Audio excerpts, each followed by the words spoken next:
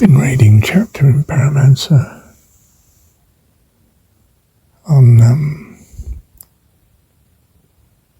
I've forgotten the title of the chapter, but it's that, a bit like the Buddhist thing really, the reality is not what we think. Matter is an illusion. I mean, its solidity and how it affects our senses, our sight and touch and so on. It's not how it is. It seems that it's more like electromagnetic waves of light. I mean, more like that. And that even that is made up of teeming streams of, well, what I've called lightrons or lightrons, whatever you like. But it's not a solid at all. And it's more like mind stuff. The whole universe is more like a fantastic thought of God. And perhaps it is literally that. But we're not really clear what thought is, are we? Look, you're in a dream, say you're asleep and something nasty happens. It's because the mind is able to put together enough of the picture to experience it as a reality, or what we've called reality in waking life. And you need to remember in the dream you're a spirit. You can change the dream, wake from the dream, or simply steer it the way you want. You can turn it into a beautiful summer's day. Whatever you're dreaming of, you are able to turn it straight into a beautiful summer's day. Just like that. Because it's all mind stuff. It's actually driven entirely by thought. And you are the initiator, that's better, of thought.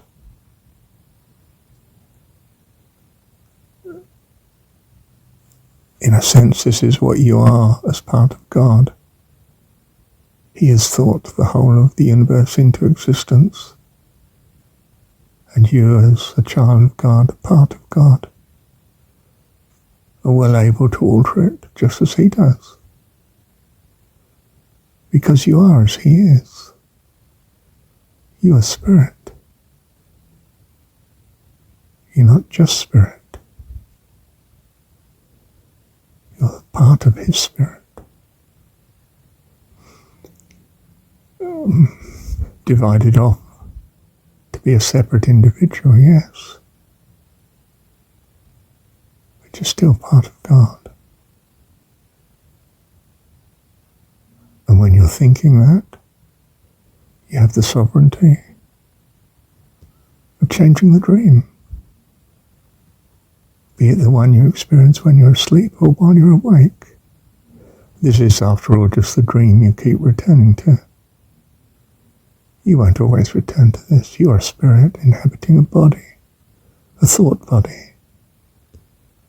The thought body doesn't stay forever. It dissipates, vanishes.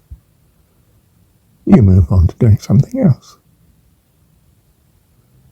You are eternal. Because your dad is eternal. And because he loves you. We love him too. So remember, the dream is yours. Always. Steer it. You are sovereign lord of the dream. What a relief. So we practice here in this universe experience,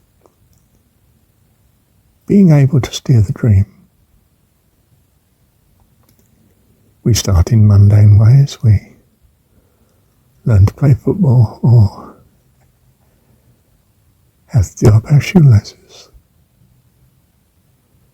We master the thought process so that we're able to do it when we want, when we choose.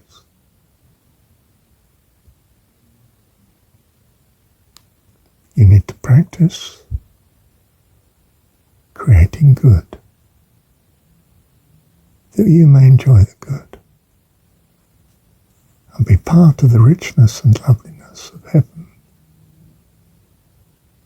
Bless you. Thank you, Heavenly Father. Thank you, Dad.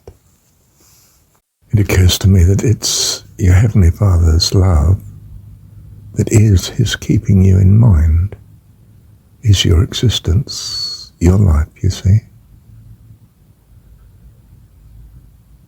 He thinks of you always. Would that we think of you always too, Father.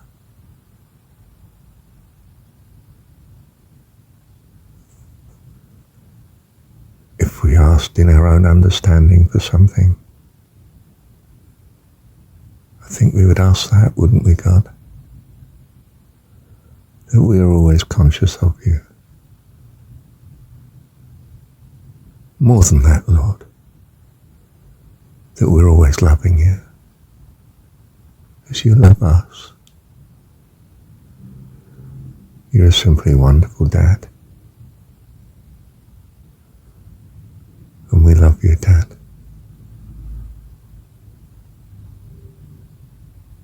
Thank you, Dad. Oh, I hope I haven't said it too many times for you, but practice thankfulness. It builds your love. To love God is everything. You know, it's the first principle, isn't it? Love God with all your heart, soul, mind and strength. You can do that. The tiniest kitty can love with all his heart. How much more us? We choose to do it. We don't wait for it to fall upon us because of particular circumstance. We are of God, born of God. We can choose to do it. I choose to thank you. Thank you for the morning. Thank you I'm awake. Thank you for this lovely bed. Thank you for the comfort. Thank you for the day ahead and what the day is. Oh, thank you for yesterday too. Thank you for this house, this neighbourhood, this place to be, your loving care, food I eat, the nice food you give me, the friends I know, the company you give me, Lord, the day, the weather, the place, the locality, the memory, the thoughts of you, Father. You keep reminding me of you, the love of you that you've given me, Lord, the knowledge that I can even determine loving you by your grace and your goodness, by becoming more and more aware of your presence and your kindness, that every part of my life is because of you, Father, that you think of me as I am. I am what I am because you think of me. Wonderful God.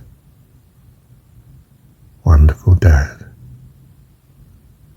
May I love you, Dad, with all my heart, soul, mind and strength. May I be a joy, a pleasure, a happiness, a great consolation to you, Lord. May I be your eternal, simply wonderful friend, like you are to me, Lord. May we be to you. Trillions of us, Lord, trillions of trillions of trillions. that you are blessed with and us with a most infinite, wonderful family, lovely as yourself, simply wonderful company, that we are in fellowship, family, loving kindness, fullness of life, the love of you eternally. Thank you, Dad.